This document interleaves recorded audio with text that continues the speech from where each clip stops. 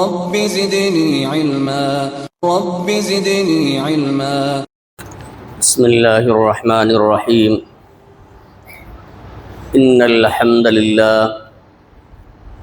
نحمده ونستعينه ونستغفره ونعوذ بالله من شرور أنفسنا ومن سيئات أعمالنا. من يهده الله فلا مضل له ومن يضلل فلا هادي له. وأشهد أن لا إله إلا الله وحده لا شريك له وأشهد أن محمدا عبده ورسوله. يا أيها الذين آمنوا اتقوا الله حق تقاته ولا تموتن إلا وأنتم مسلمون. يا أيها الناس اتقوا ربكم الذي خلقكم من نفس واحدة وخلق منها زوجها وبث منهما رجالا كثيرا ونساء. واتقوا الله الذي تساءلون به والأرحام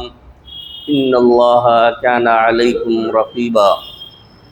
يا أيها الذين آمنوا اتقوا الله وقولوا قولا سديدا يصلح لكم أعمالكم ويغفر لكم ذنوبكم ومن يطع الله ورسوله فقد فاز فوزا عظيما. أما بعد فإن خير الحديث كتاب الله وخير الهدي هدي محمد صلى الله عليه وسلم وشر الأمور محدثاتها وكل محدثة بدعة وكل بدعة ضلالة وكل ضلالة في النار. فاعوذ بالله من الشيطان الرجيم.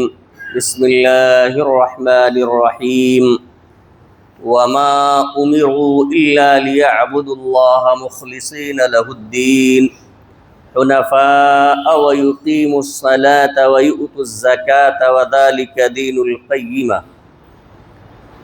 وعن عمر بن الخطاب رضي الله تعالى عنه قال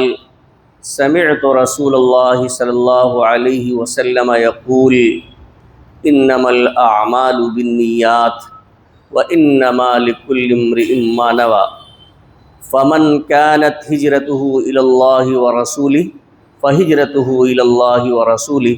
ومن كانت هجرته لدنيا يصيبها أو امرأة ينكحها فهجرته إلى ما هاجر إليه. متفق عليه.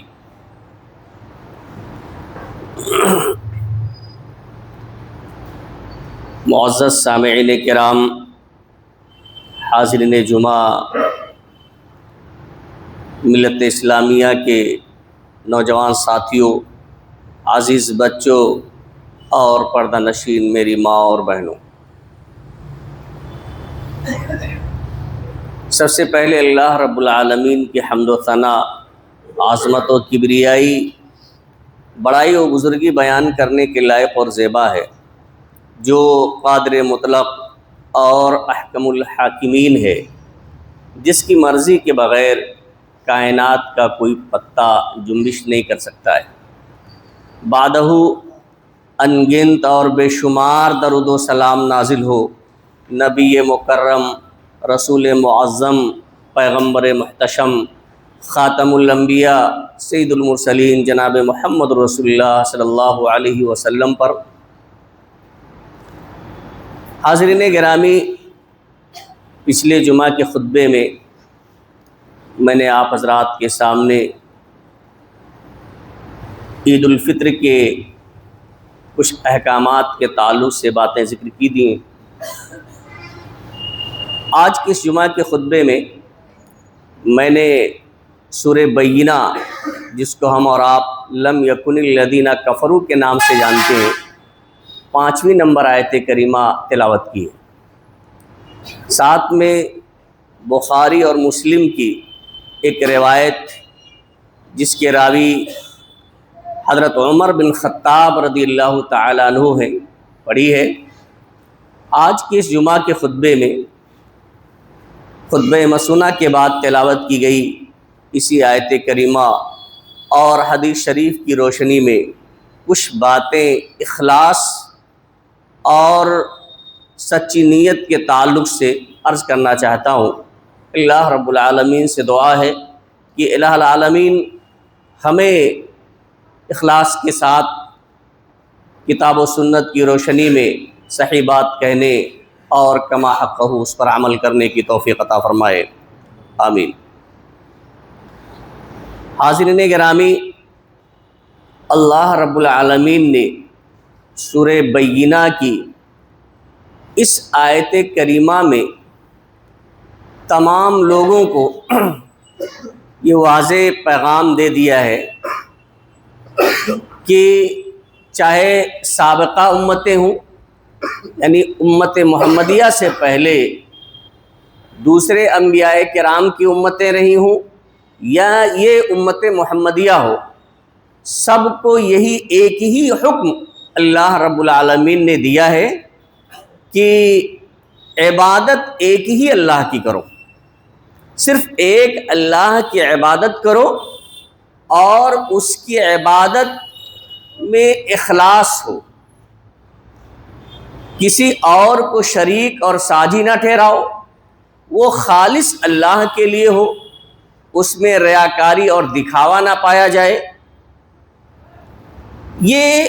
ہر امت کو اللہ رب العالمین نے حکم دیا ہے۔ اللہ رب العالمین فرماتے ہیں وَمَا أُمِرُوا إِلَّا لِيَعْبُدُوا اللَّهَ مُخْلِصِينَ لَهُ الدِّينَ، کہ انہیں یہی حکم دیا گیا تھا کہ اللہ کی عبادت کرو، اسی کے لیے دین کو خالص کرتے ہوئے حنفاء یکسو ہو کر، یعنی تمام راستوں سے کٹ کر کے صرف اللہ رب العالمین کی طرف متوجہ ہو جاؤ، اور دوسرے راستوں سے بالکل ایسے ہی جیسے حضرت ابراہیم علیہ السلام تمام راستوں سے کٹ کر کے اللہ کی طرف متوجہ ہوئے، ایسے تم بھی یکسو ہو کر کے صرف اللہ رب العالمین کی عبادت کرو، وَيُقِيمُ الصَّلَاةَ نماز قائم کرو، وَيُؤْتُ الزَّكَاةَ زکوٰۃ ادا کرو، وَذَلِكَ دِينُ الْقَيِّمَةِ اور یہی مضبوط دین ہے۔ تو اللہ رب العالمین نے اس میں اخلاص کا حکم دیا ہے۔ دیکھیں، کوئی بھی عبادت ہے، اگر اس عبادت میں اللہ کے ساتھ ساتھ کسی اور کو بھی شریک کر لیا ہے تو پھر وہ عبادت اللہ کے یہاں مقبول نہیں ہو سکتی ہے۔ اب آپ سوچتے ہیں کہ بھئی نماز پڑھنے کے لیے آئے ہیں، اللہ ہی کے لیے تو نماز پڑھ رہے ہیں، اللہ ہی کی عبادت کی جا رہی ہے، اس میں غیر کیسے شریک ہو سکتا ہے؟ مسجد میں حاضری اللہ کے لیے دی ہے، سجدہ اللہ کے لیے کر رہے ہیں، رکوع اللہ کے لیے کر رہے ہیں، قیام اللہ کے لیے کر رہے ہیں، پھر اس میں دوسرے کی آمیزش کیسے ہو سکتی ہے؟ دوسرے کو شریک کیسے کیا جا سکتا ہے؟ تو آپ غور کریں، شرک، ریاکاری بہت ہی باریک طریقے سے داخل ہو جاتی ہے، جس کا ادراک ہم اور آپ نہیں کر پاتے ہیں۔ ایک آدمی نماز پڑھ رہا ہے اور وہ خالص اللہ کی عبادت کے لیے آیا ہے، رکوع و سجود جس طرح سے پہلے کرتا تھا کر رہا ہے، لیکن نماز کے دوران اگر مثال کے طور پر کسی اور کی وہ آہٹ محسوس کر لیتا ہے کہ اس کا ساتھی آ گیا ہے، اس کا دوست آ گیا ہے، یا کوئی اور لوگ آ گئے ہیں، اب وہ جس طرح سے رکوع و سجود پہلے کرتا تھا اس سے بہتر کرنے لگا ہے۔ اب غور کریں گے، پہلے جس طرح سے اللہ کی عبادت کر رہا تھا وہ اللہ کی رضا کے لیے کر رہا تھا، اب کسی کو دیکھ کر، کسی کی آہٹ کو محسوس کر کے اب مزید اپنے رکوع و سجود میں بہتری پیدا کر لیتا ہے، تو اس میں اخلاص اب نہیں رہ گیا، اب وہ عبادت اللہ کے لیے خالص نہیں رہے گی، کیونکہ پہلے مقصد یہ تھا کہ اللہ رب العالمین راضی اور خوش ہو جائے، اللہ رب العالمین کی رضا کے لیے وہ عبادت کر رہا تھا، لیکن اب اللہ کی رضا کے ساتھ ساتھ قوم، دوسرے لوگوں، دوسرے مسلیوں، اپنے بھائیوں کو بھی خوش کرنا چاہ رہا ہے، اپنے بھائیوں کی بھی رضا اس عبادت میں جو ہے چاہ رہا ہے، اس لیے عبادت اب اللہ کے لیے خالص نہیں رہ گئی، دوسرے کو شریک کر لیا گیا، دوسرے کو شامل کر لیا گیا۔ تو پھر یہی چیز ہے کہ عبادت خالص ایسے ہی نہیں رہ جاتی، جیسے صدقہ کرتے ہیں اللہ کی رضا کے لیے، اب آپ نے کسی کو دکھا کے کیا تاکہ وہ خوش ہو جائے اور کہے کہ میں بہت زیادہ خرچ کرنے والا ہوں، تو اب اللہ کی رضا کے ساتھ آپ نے دوسرے کی بھی رضا اس میں شامل کر لی، تو پھر وہ عبادت خالص نہیں رہ گئی۔ تو عبادت مقبول اسی وقت ہو سکتی ہے جب اس عبادت میں اخلاص ہو، خالص اللہ رب العالمین کے لیے کی گئی ہو۔ اگر اس میں کسی اور کی بھی رضا شامل ہے تو اللہ رب العالمین کے ہاں وہ عبادت مقبول نہیں ہے۔ اور ہم ظاہر پہ تو حکم لگایا جا سکتا ہے، لیکن باطن اللہ رب العالمین جانتا ہے، کیونکہ اللہ رب العالمین نے سورہ آل عمران 29 نمبر آیت کریمہ کے اندر ارشاد فرمایا، قل ان تخفوا ما فی صدورکم او تبدوہ یعلمہ اللہ، کہ اے نبی کریم صلی اللہ علیہ وسلم آپ کہہ دیجئے کہ اگر تم اپنے دلوں میں جو کچھ ہے اس کو چھپاؤ، او تبدوہ یا اس کو ظاہر کر دو، اپنے دل کے اندر جو کچھ آپ نے رکھا ہے چاہے آپ چھپا لیجئے یا لوگوں کے سامنے اسے واضح اور ظاہر کر دیجئے، یعلمہ اللہ، اللہ رب العالمین تو اسے جان لے گا۔ یعنی اللہ رب العالمین سے کوئی چیز چھپی نہیں ہے۔ تو یہ عبادات جو ہم اور آپ کرتے ہیں، پورے رمضان بھر ہم نے روزے رکھے، قیام اللیل کیا، صدقہ و خیرات کیا، ذکر و اذکار کیا، قرآن مجید کی زیادہ سے زیادہ تلاوت کی، یہ تمام عبادتیں اگر ان میں اخلاص نہیں رہ گیا ہے، کسی اور کی رضا بھی شامل ہو گئی ہے، تو آپ سمجھیے کہ یہ عبادت قیامت کے دن ہباء منثورا ہو جائیں گی۔ یعنی چھوٹے چھوٹے ذرات کی طرح سے جو گرد و غبار بن کر کے ہوا میں اڑ جاتے ہیں، ایسے اڑ جائیں گی۔ تو جو بھی عبادتیں ہم نے کی ہیں ان میں ہم اور آپ اخلاص پیدا کریں کہ خالص وہ اللہ کے لیے ہو۔ ایک حدیث جو خطبہ مسنونہ کے بعد میں نے پڑھی ہے، جس کے راوی حضرت عمر بن خطاب رضی اللہ تعالیٰ عنہ ہیں، بہت واضح طور سے اللہ کے رسول صلی اللہ علیہ وسلم نے اس کے اندر بیان فرمایا ہے، جو بخاری و مسلم کی روایت ہے۔ عمر بن خطاب رضی اللہ تعالیٰ عنہ کہتے ہیں کہ سمعت رسول اللہ صلی اللہ علیہ وسلم یقول، کہ میں نے اللہ کے رسول صلی اللہ علیہ وسلم کو فرماتے ہوئے سنا، انما الاعمال بالنیات، اعمال کا دار و مدار، یعنی جو عمل آپ کرتے ہیں ان کا جو دار و مدار ہے وہ نیتوں پر ہے۔ وہ عمل اچھے ہوں گے یا برے ہوں گے، اس عمل پر عذاب ملے گا یا ثواب ملے گا، اللہ کے ہاں مقبول ہوگا یا وہ لوٹا دیا جائے گا، اس کا دار و مدار نیتوں پر ہے۔ فمن كانت ہجرته الى اللہ ورسولہ فہجرته الى اللہ ورسولہ، تو جس نے اللہ اور اس کے رسول کے لیے ہجرت کی، یعنی دار الکفر سے، دار الحرب سے دار الاسلام کی طرف منتقل ہو جانا، جہاں اپنی عزت و آبرو کو بچانا اور اسلام پر عمل کرنا مشکل ہو، وہاں سے ہجرت کر کے دوسری طرف جانا، یہ بہت بڑا اجر و ثواب کا کام ہے۔ تو اللہ کی رسول نے فرمایا جس نے یہ عمل کیا لیکن اللہ کے لیے کیا، اس کے رسول کے لیے کیا، تو فہجرتہ الی اللہ ورسولہ، تو اس کو اس کی ہجرت کا ثواب ملے گا۔ اللہ اس کے رسول کے لیے کیا ہے تو ثواب ملے گا۔ لیکن جو شخص اپنے گھر بار کو، اپنے اعزاء و اقربا کو، اپنے وطن عزیز کو چھوڑ کر جاتا ہے، کیوں؟ لدنیا یصیبھا، دنیا کمانے کے لیے، اللہ کی رضا نہیں ہے،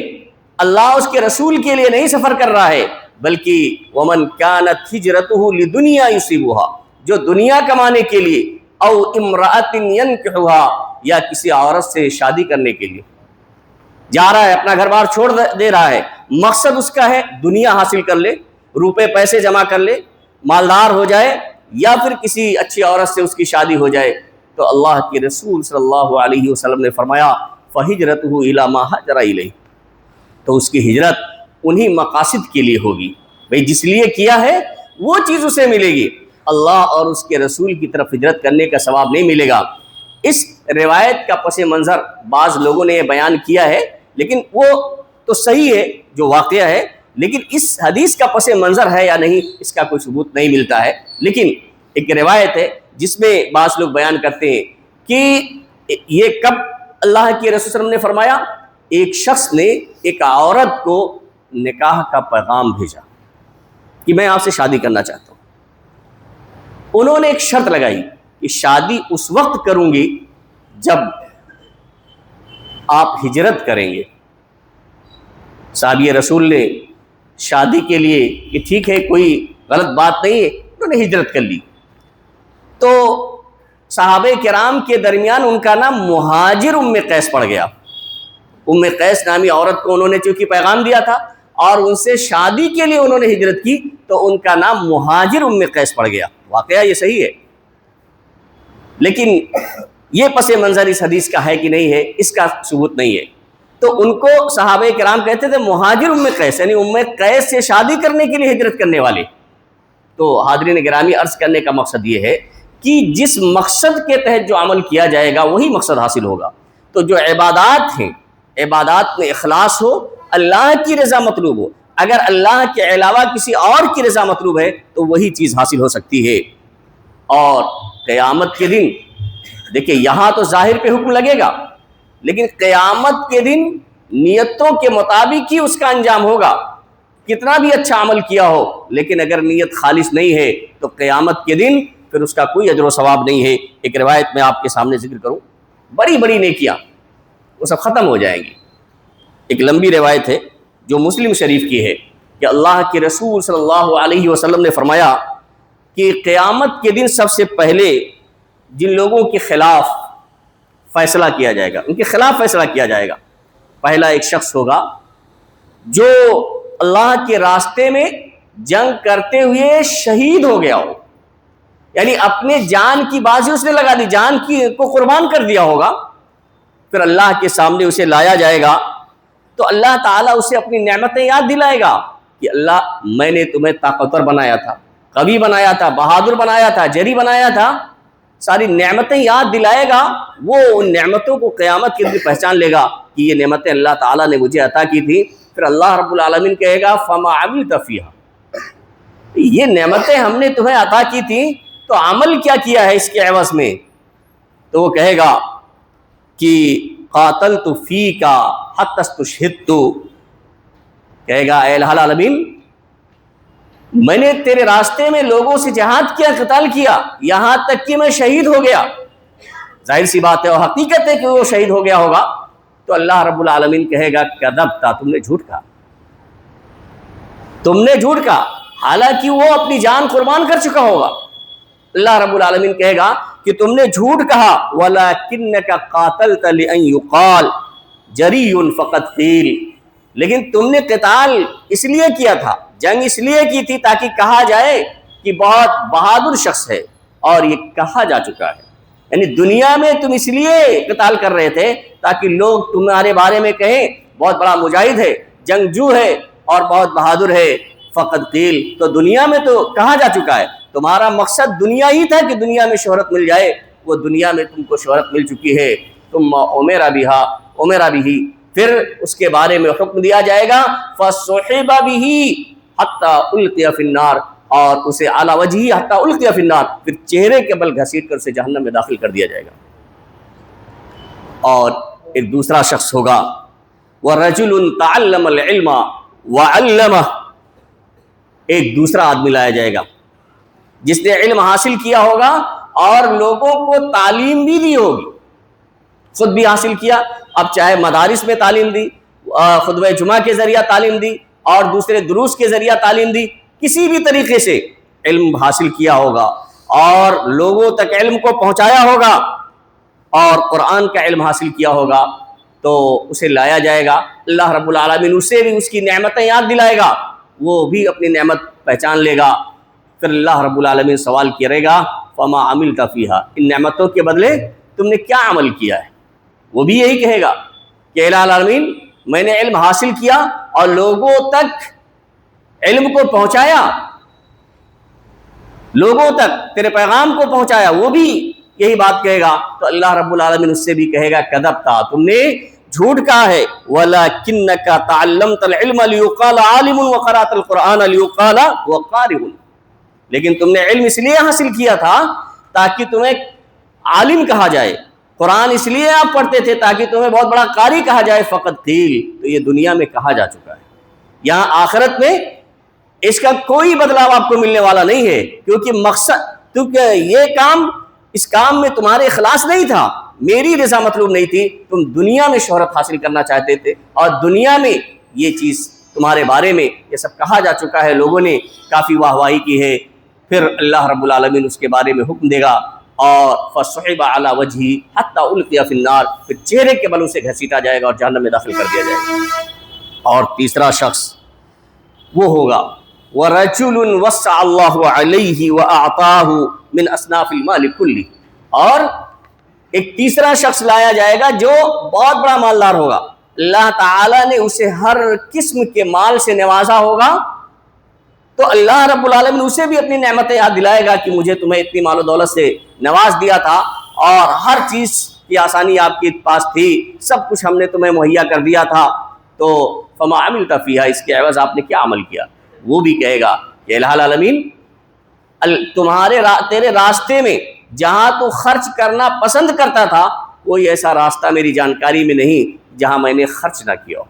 لوگوں کو دیا نہ ہو، غریبوں، مسکینوں، بیواؤں، یعنی ضرورت مندوں پر میں نے خرچ نہ کیا ہو، جہاں تیری ضرورت تھی اور تو پسند کرتا ہے جن جگہوں پر خرچ کرنا، کوئی ایسی جگہ نہیں ہے جہاں میں نے خرچ نہ کیا ہو۔ تو اللہ رب العالمین اس سے بھی یہی بات کہے گا، کذبتا، تم نے جھوٹ کہا، لیکن تم نے خرچ اس لیے کیا تھا تاکہ کہا جائے کہ ہوا جواد،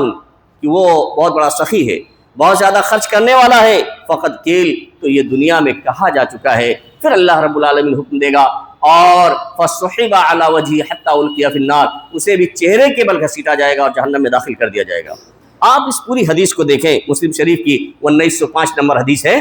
اور راوی حدیث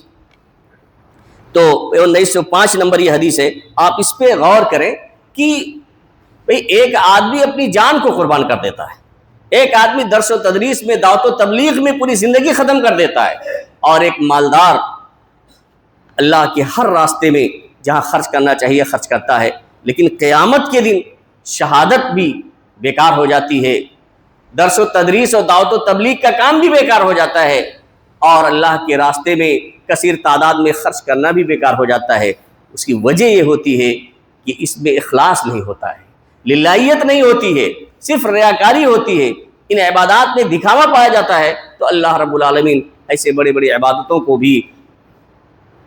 بیکار کر دیتا ہے، کوئی اس کی وقت نہیں رہ جاتی ہے۔ اسی طرح سے ایک حدیث حضرت عائشہ صدیقہ رضی اللہ تعالیٰ عنہ کہتی ہیں کہ اللہ کے رسول صلی اللہ علیہ وسلم نے فرمایا، یغزو جیش الکعبۃ فاذا كانوا ببیداء من الارض یخسف باولہم وآخرہم۔ حضرت عائشہ کہتی ہیں کہ ایک لشکر خانہ کعبہ پر چڑھائی کرے گا، اس کو ڈھانے کے لیے، وہاں کے لوگوں سے قتل و خوریزی کرنے کے لیے اللہ کے رسول صلی اللہ علیہ وسلم نے یہ پیشین گوئی کی ہے، لیکن یہ واقعہ کب ہوگا اس کی کوئی تعین نہیں ہے، یہ اللہ کے رسول صلی اللہ علیہ وسلم کے معجزات میں سے ہے جس کا ہونا یقینی ہے، اس میں شک نہیں کیا جا سکتا ہے۔ اللہ کے رسول صلی اللہ علیہ وسلم نے فرمایا کہ ایک لشکر خانہ کعبہ پر چڑھائی کرے گا، اور جب وہ بیدا یعنی ایک چٹیل میدان میں پہنچے گا تو اللہ رب العالمین یخسف باولہم وآخرہم، اول سے آخر تک، یعنی جہاں اس لشکر کا اول ہوگا وہاں سے لے کر کے آخر تک تمام لوگوں کو اللہ رب العالمین زمین کے اندر دھسا دے گا، کوئی بچنے نہیں پائے گا۔ تو حضرت عائشہ صدیقہ رضی اللہ تعالیٰ عنہ کہتی ہیں کہ میں نے کہا اللہ کے رسول صلی اللہ علیہ وسلم کیف یخسف باولہم وآخرہم وفیہم اسواقہم ومن لیس منہم، کیسے بھئی سارے لوگوں کو اللہ رب العالمین دھسا دے گا، اول سے آخر تمام لوگوں کو کیسے اللہ رب العالمین دھسا دے گا، حالانکہ ان میں مارکیٹ میں آئے ہوئے لوگ ہوں گے، بازار کرنے کے لیے لوگ آئے ہوں گے، ایسے لوگ ہوں گے جو ان شیطانوں میں سے تو نہیں ہوں گے، بھئی اپنے کام سے آئے ہوں گے، وہاں آباد رہنے والے ہوں گے یا جو بھی ہوں،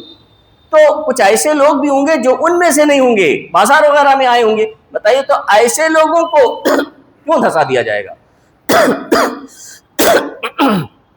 تو اللہ کے رسول صلی اللہ علیہ وسلم نے پھر وہی بات کہی کہ یخسف باولہم وآخرہم، اول اور آخر کسی کو نہیں چھوڑا جائے گا، سب کو دھسا دیا جائے گا، لیکن ثم یبعث علی نیاتہم، پھر قیامت کے دن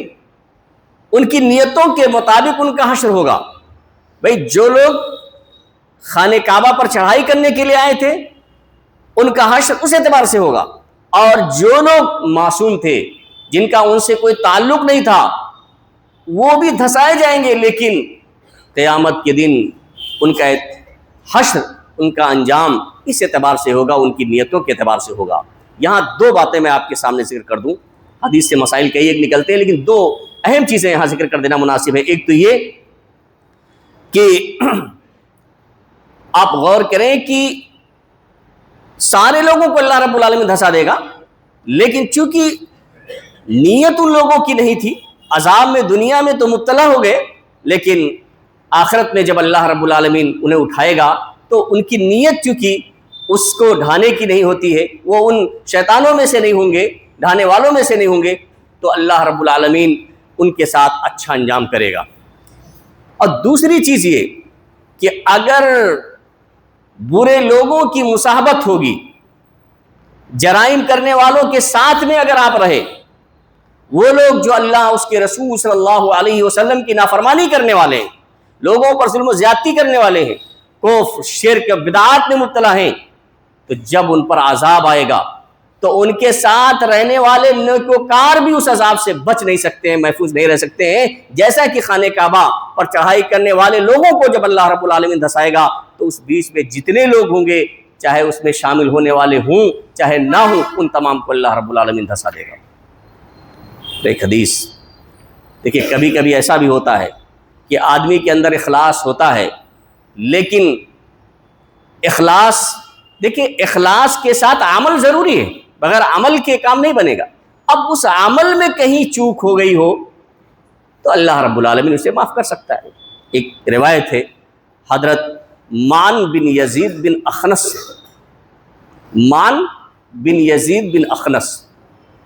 باپ، بیٹا اور پوتا تینوں صحابی ہیں۔ مان یہ پوتے ہیں اور یزید مان کے باپ ہیں اور اخنس مان کے دادا ہیں، یہ تینوں کے تینوں صحابی ہیں۔ تو مان بن یزید روایت کرتے ہیں کہ کان ابی یزید اخرج دنانیر، کہ میرے والد محترم یزید نے کچھ دینار صدقہ کیا، کچھ دینار صدقہ کیا، اور یتصدق بها فوضعها في رجل في المسجد عند رجل في المسجد، صدقہ میں نکالا کچھ دینار اور وہ مسجد میں ایک آدمی کو انہوں نے دے دیا، اپنا وکیل بنا دیا کہ میری طرف سے آپ کسی غریب کو جو ضرورت مند ہوگا اسے دے دینا۔ دیکھیں اس سے ایک بات معلوم ہوتی ہے کہ صدقہ و خیرات دینے کے لیے آپ کسی کو وکیل بھی بنا سکتے ہیں، کسی کو دے سکتے ہیں کہ بھائی آپ مستحق کو میری طرف سے آپ پہنچا دیجئے، تو انہوں نے دے دیا۔ اب یہ کہتے ہیں مان، کہتے ہیں فجئت، میں اتفاق سے آیا مسجد میں، فاخذتها فاتیتہ بها، مجھے ضرورت تھی اس کی، جب پتہ چلا کہ ان کے پاس دینار ہے تو میں نے کہا ہم ضرورت مند ہیں، مجھے دے دیجیے۔ اس آدمی نے مجھے دے دیا، نکالا تھا باپ نے، اور یہ آئے، باپ نے تو اخلاص کے ساتھ خرچ کر دیا، کسی کو وکیل بنا دیا ہے کہ آپ دے دیجئے گا، اب دینے والے نے انہی کے بیٹے حضرت مان ہی کو دے دیا، ان کو ضرورت تھی۔ اب جب یہ گھر لے کر کے آتے ہیں تو ان کے والد صاحب کہتے ہیں واللہ ما اردت ایاک، اللہ قسم کھاتے ہیں کہ اللہ کی قسم میں نے تمہیں تو دینے کا ارادہ نہیں کیا تھا، صدقہ یہ میں نے کیا تھا اور تمہارے لیے نہیں کیا تھا، یہ قسم کھاتے ہیں، لیکن اب ان کو ضرورت تھی تو کہتے ہیں فخاصمتہ الی رسول اللہ صلی اللہ علیہ وسلم، میں نے واپس نہیں کیا، ہم نے کہا کہ چلیے اب اللہ کے رسول صلی اللہ علیہ وسلم کے پاس اس کا فیصلہ ہوگا۔ تو ایک چیز یہاں یہ بھی معلوم ہو جاتی ہے کہ شرعی معاملات میں اگر والد سے کوئی بحث ہو جائے، لڑائی جھگڑا نہیں، بحث کا مطلب کہ آپ دعویٰ دلیل ایک دوسرے کی طرف سے پیش کی جائے، کیا صحیح ہے کیا نہیں صحیح ہے، تو اس میں کوئی نافرمانی نہیں ہے، کوئی گستاخی نہیں ہے۔ انہوں نے بھی کہا کہ اے اللہ کے رسول صلی اللہ علیہ وسلم کے پاس چلتے، فخاصمتہ الی رسول اللہ صلی اللہ علیہ وسلم، تو وہ اللہ کے رسول صلی اللہ علیہ وسلم کے پاس لے کر کے آئے، تو پورا واقعہ جب بیان کیا تو اللہ کے رسول صلی اللہ علیہ وسلم نے فرمایا کہ لکا ما نویت یا یزید، اے یزید جس چیز کی نیت تم نے کی تھی اس کا اجر و ثواب تمہیں مل جائے گا، وَلَكَ مَا أَخَذْتَ يَا مَان، اور ایمان جو تم نے لے لیا تھا وہ تمہارے لیے ہے۔ تو دیکھیں معلوم یہ ہوتا ہے کہ اگر کبھی اس طرح ہو جائے، بعض علماء نے کہا کہ یہ نفلی صدقہ تھا، وہ زکوٰۃ کی رقم نہیں تھی، تو اس لیے کیونکہ زکوٰۃ تو دے نہیں سکتے ہیں، تو صرف عرض کرنے کا مقصد اس سے یہ ہے کہ دیکھیں نیت خالص تھی اور انہوں نے صدقہ کر دیا، اتفاق سے بیٹوں کو مل گیا، اللہ کے رسول صلی اللہ علیہ وسلم نے واپس نہیں کرایا اور کہا آپ کی نیت خالص تھی، آپ نے دے دیا، اب وہ اگرچہ مان کو مل گئی ہے، آپ کو آپ کا اجر مل جائے گا، اور مان نے جو لے لیا ہے وہ مان ہی کا ہے۔ ایک روایت میں اختصار کے ساتھ ذکر کر دوں، حضرت ابو ہریرہ رضی اللہ تعالیٰ عنہ کہتے ہیں کہ اللہ کے وسلم نے فرمایا کہ ان اللہ لا ينظر الى اجسامکم ولا الى صورکم، کہ اللہ رب العالمین تمہارے جسموں کو نہیں دیکھتا ہے، تمہاری شکل و صورت کو نہیں دیکھتا ہے، وَلَكِنْ يَنْظُرُ إِلَىٰ قُلُوبِكُمْ وَأَعْمَالِكُمْ، لیکن تمہارے دلوں کو دیکھتا ہے، تمہارے اعمال کو دیکھتا ہے، یعنی دل کے اندر اخلاص کتنا ہے، اس عبادت میں اللہ کو آپ خالص کر رہے ہیں کہ نہیں کر رہے ہیں، اور وہ عمل کتاب و سنت کے مطابق ہے کہ نہیں ہے، یہ اللہ رب العالمین دیکھتا ہے۔ تو حاضرین گرامی، جو بھی ہم اعمال کریں اس میں اخلاص ہونا چاہیے، للہیت ہونی چاہیے، ریاکاری اور دکھاوا نہیں ہونا چاہیے۔ اگر یہ چیز اس کی بو پائی گئی تو اللہ رب العالمین کی یہاں عبادتیں مقبول نہیں ہوں گی۔ اللہ رب العالمین سے دعا ہے کہ اللہ رب العالمین ہماری عبادات کو قبول فرمائے، ہماری تمام عبادات میں اخلاص فرمائے۔ الہ العالمین ہمیں جو پریشان حال ہیں ان کی پریشانیوں کو تو دور فرما دے، جو لوگ بیمار ہیں انہیں شفائے کامل و عاجل عطا فرما، جو لوگ مقروض ہیں انہیں قرض کی ادائیگی کی توفیق عطا فرما۔ حاضرین گرامی، جیسا کہ آپ کو یہ معلوم ہے کہ آج رمضان کی 30 تاریخ ہے، کل انشاءاللہ عید الفطر کی نماز ادا کی جائے گی، تو اس کا وقت مہد علی بن ابی طالب اسی مسجد میں متعین کیا گیا ہے 7:30 بجے۔ 7:30 بجے صبح عید کی نماز پڑھائی جائے گی، اور خواتین کا بھی پردے کے ساتھ پورا نصب ہوتا ہے، اس لیے آپ تمام حضرات 7:30 بجے سے پہلے مسجد کے اندر تشریف لائیں، اور اپنے بال بچوں کو بھی ساتھ میں لے کر کے آئیں۔ خواتین کو بھی عیدگاہ لے جانے کی اللہ کے رسول صلی اللہ علیہ وسلم نے بڑی تاکید فرمائی ہے۔ وآخر دعوانا الحمدللہ رب العالمین۔